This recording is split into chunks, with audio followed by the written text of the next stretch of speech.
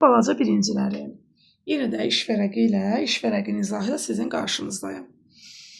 Balaca bir mətindir, oxuyub anlama bacarıqlarımızı yoxlayacaq. Birinci sinif olsaq da artıq ilin yarısındayıq. Birinci yarım ili başa vurmuşuq və özümüzü yoxlamalıyıq, oxuyub anlama ilə. Mətnimizin adı, balaca mətnimizin adı Ailə. Mənim adım Aytacdır. 7 yaşım var. Qardaşımın adı Arifdir. O 9 yaşındadır. Balaca bacım Günayın isə 3 yaşı var. Anamın adı Xəyalə, atamın adı isə Fərhaddır. Biz 5 nəfərdən ibarət çox xoşbəxt bir ailəyik. İndi suallara baxırıq. Qızın adı nədir?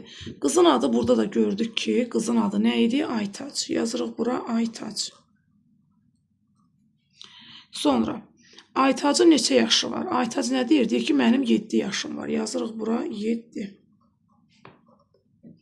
Sonra balaca bacısının adı nədir? Bu qardaşının adı Arifdir. Balaca bacısının adı isə nə idi? Günay. Yazırıq bura Günay.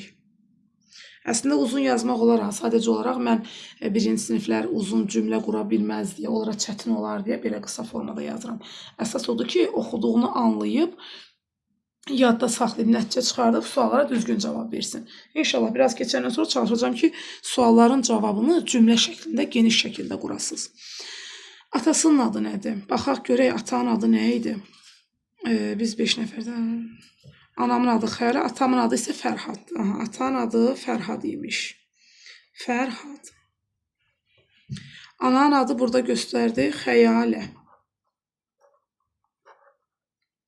Sonra ailədə neçə nəfər var? Deyir, biz 5 nəfərdən ibarət xoşbəxt ailəyə yazacaq. 5 nəfər. Mətndə neçə cümlə var? Cümlə deyəndə uşaqlar belə eləyir, baxın. 1, 2, 3, 4. Yəni, buranı sayırlar, sətirləri. Amma yox, cümlə nədir? Böyük hərflə başlayır, sonunda nöqtə bilir.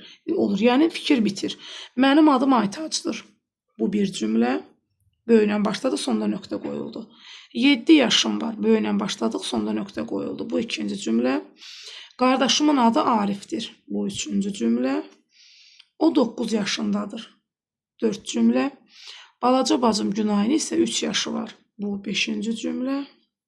Anamın adı Xəyalə, atamın adı Fərhaddır. Bu 6-cı cümlə. Biz 5 nəfərdən ibarət çox xoşbəxt bir ailəyik. Bu da 7-ci cümlə. Deməli, balaca mətndə olsa burada neçə cümlə var? 7 cümlə. Yazacağım 7 cümlə. Mətnin başlığı nədir? Yəni, mətnin adı nədir? Bayaq da gördük ki, mətnin adı ailədir. Yazacaq ailə. Mətnin sonuncu cümləsində neçə heca var? Sonuncu cümləmiz buydu, bax. Biz neçə nəfərdən ibarət biz 5 nəfərdən ibarət xoşbəxt ailəyik. Biz bir heca, yazaq üstünə bir heca, 5 burada ikinci heca, nəfərdən, burada da 3 dənə heca var. 2, bu da üstünə 3 gələndə 5 heca. İbarət, burada da yenə 3 heca var. 5 idi, oldu neçə? 8. Çox, 1 heca, 9.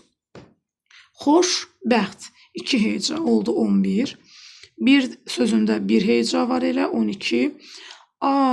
Ailəyik. 1, 2, 3, 4 dənə də heca burada var. Oldu neçə? 16 heca. Yazacağım ki, bura 16 heca var. Bax belə. Burada bir-bir üstündə qeydiyyatımı apardım. Yenə də bu iş vərəqinin əvvəli oxuyub anlamadır, sonrasında isə arxasında riyaziyyata aiddir. Riyaziyyatda isə məchul ədəd bunu götürmüşəm. Çünki məchul ədədi mənim şagirdlərim çox qarışdırıblar. Ona görə istədim bunun üzərində dayanaq. Və ümid edirəm ki, qarışdıran digər uşaqlar üçün də faydalı olar. Nümunəni burada göstərir. 3-ün üstünə 4 gələndə, baxın burada göstərir məchulu ki 7 alıb və o 7-ni, o 4-ü, o məchulu necə alıbsa, məchulu necə tapıbsa, onu mütləq şəkildə yazıb. İndi gəlin biz də onu işləyək. 2-nin üstünə neçə gəlib ki 6 alıb. Biz bunu bilmədiyimizə görə, baxın, toplananlardan biri var, digəri isə yoxdur. Toplananların biri olub, digəri olmayanda cəmdən, yəni 6-dan məlum toplananı çıxacam. Yazacağım 6, bax çıxmasını da özləri verib sağ olsun. 6 çıx, 2 bərabər neçə? 4. Və görəcəm ki, Deməli 2-nin üstünə 4 gəlməliyəm ki, 6 alınsın. 5-in üstünə neçə gəlib ki, 8 alıb. Deməli, yenə də cəmdən, yəni 8-dən bu 5-i çıxacam, alacam 3. Sonra biləcəm ki, deməli 5-in də üstünə 3 gələndə 8 eləyirmiş. Sonra 2-nin üstünə neçə gəlib ki, 10 alıb. Mən bunu bilmədiyimə görə ondan 2-ni çıxıram, alıram 8. Deməli 2-nin üstünə 8 gəlib ki, 10 eləyib. Burada 1-in üstünə neçə gəlib ki, 7 eləyib. Bilmirəm, 7-dən 1-i çıxıram, alıram 6.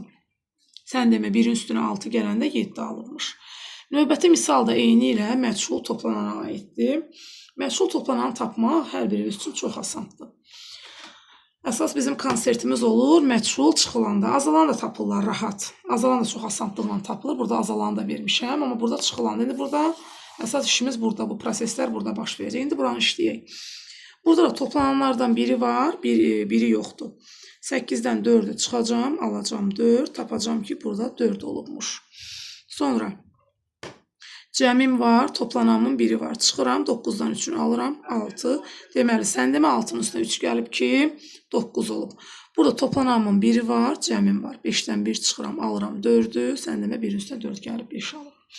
Sonra isə burada da yenə eyni vəziyyətdir. Məchul toplananı istəyir. Ona görə də məlum toplananı çıxıram. Məchul toplananın 4 olduğunu tapıram. Keçdik məchul çıxılana.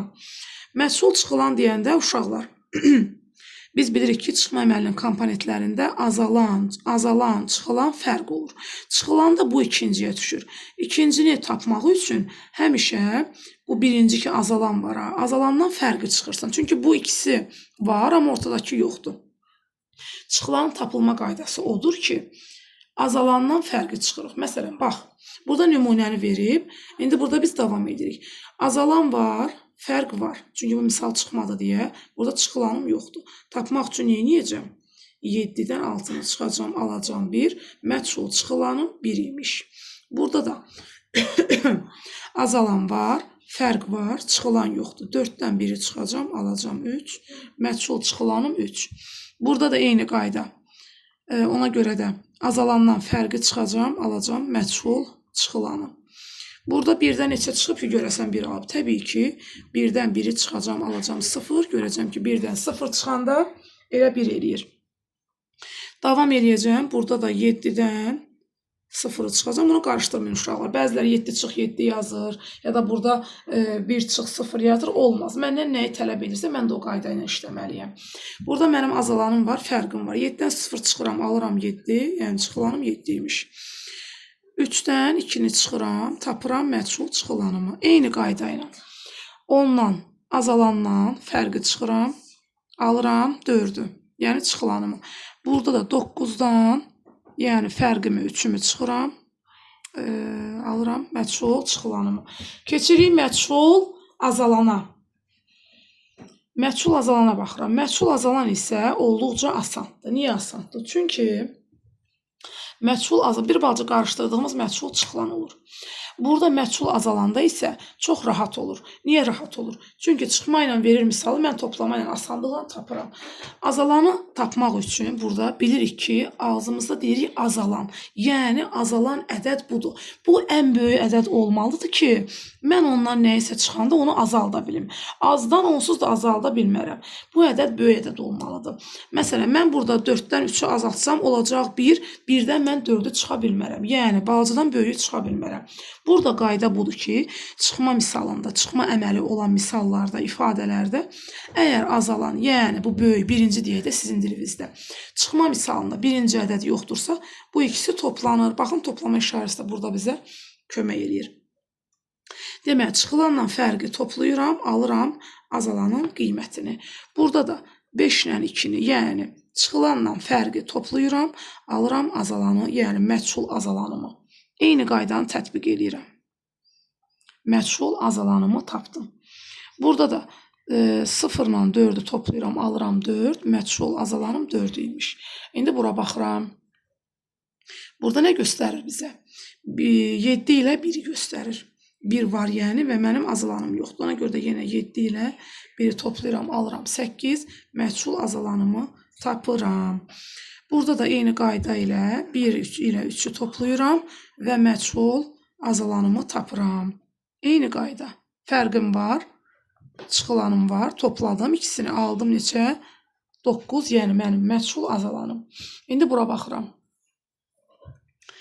Eyni qayda 4, 6 elədi 10. Üzr istəyirəm, belə 10. Belə. Bu da məchulların izahları və elə bilirəm bunun üzərində işləyəndən sonra məchul bölməsini heç bir şagirdim və digər şagirdlər də qarışdırmayacaqlar. Uğurlar sizə uşaqlar.